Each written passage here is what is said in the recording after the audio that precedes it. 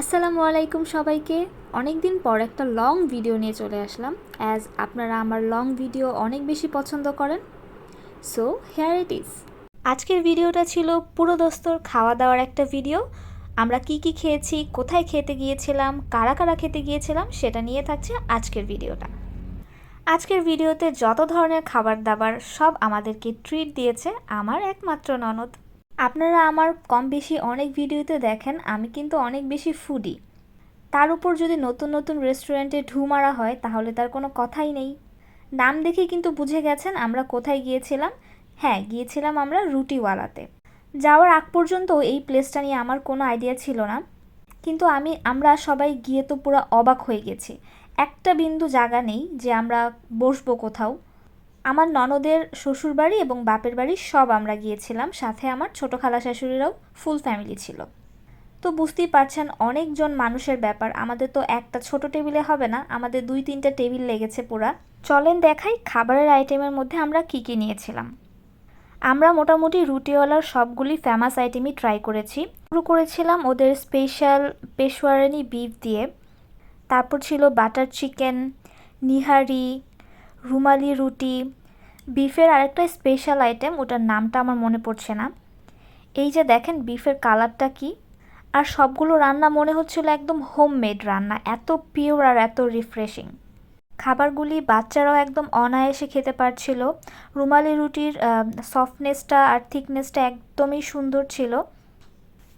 প্রত্যেকটা আইটেমই একটা সেট নিলে অনায়াসে 2-3জন খেতেই পারবে, এত পোর্শনে খাবার থাকে।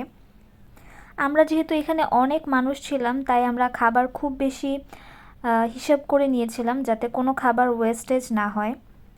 আর আমরা খাবারগুলি আসলে এত মজা করে খেয়েছিলাম, এত ফান ওয়েতে খেয়েছি, আমাদের আসলে খাবার কোনো ওয়েস্টও হয় নাই।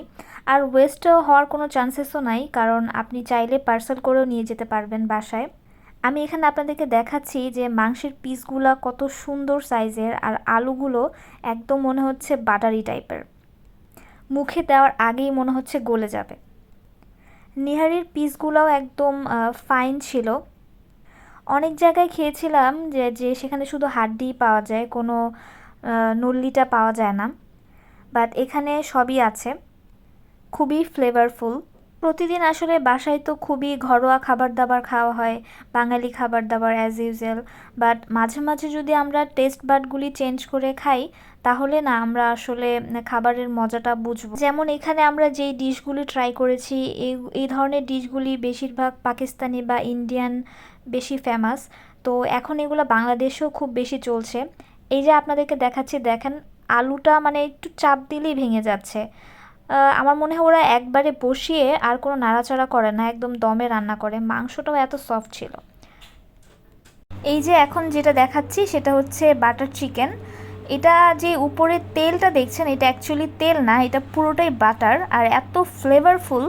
উপরে একটু সিসিমি সিডসও দিয়েছে, এটার জন্য আরও বেশি খেতে মজা লাগছিল।